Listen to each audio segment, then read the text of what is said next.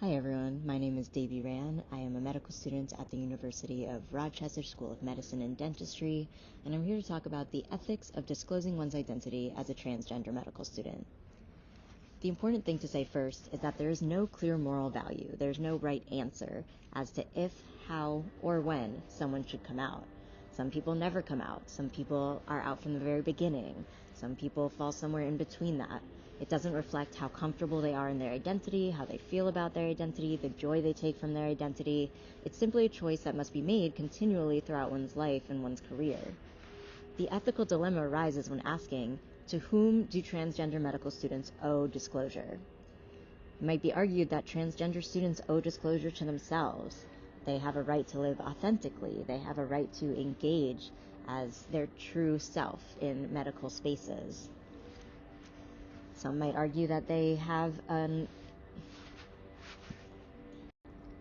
Hi everyone, my name is Davy Ran, and I'm a medical student at the University of Rochester School of Medicine and Dentistry, and I'm here to talk to you about the ethics of disclosing one's identity as a transgender medical student.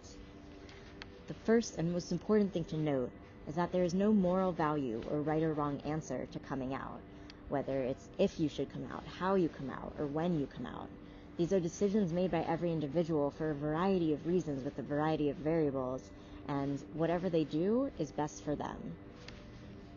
That said, a lot of people are unaware of the constant risk-benefit analyses that transgender students have to evaluate while working in this historically transphobic field.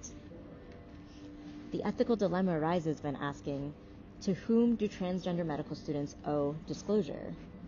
Do they owe it to themselves, to live an authentic life and career? Do they owe it to their patients, so the patients know who's treating them? Do they owe it to their coworkers, to challenge the us versus them mentality, which positions trans people exclusively as patients instead of physicians? Do they owe it to their community, as some of the privileged people from their community who have this opportunity to raise their voices in support? Do they owe it to their institution to lend credibility to their trans health advocacy? I wanted to give some examples of real-life experiences cited by transgender students, questions that they've asked themselves throughout the years. For example, first-year medical students are asked to introduce themselves to the class. Is this a place where they should come out? Second-year medical students might have to reintroduce themselves to people after having already come out. Should they reintroduce themselves? Should they come out again? Should they let it go? Third-year medical students actually change hospitals, they change fields, they change teams every couple weeks. Should they come out every single time? Finally, fourth-year medical students are seeing patients, treating them essentially, especially fourth-year medical students on sub-Is. Should they risk their relationship with their attendings and with their patients by coming out? How do they know what the right thing is to do here to provide the best care for their patient while protecting their own emotional and physical well-being?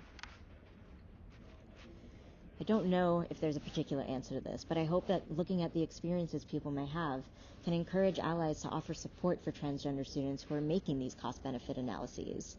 Allies can do this by acknowledging the presence and power of transgender students and providers, by engaging in trans health advocacy, regardless of whether there are openly transgender people present, by educating themselves and others on transgender healthcare, by reaching out and offering support to transgender students, by identifying, promoting, empowering transgender voices in medicine, and by sharing pronouns, wearing ally identifying pins and badges, and making sure people know that they support transgender health and activism. Thank you.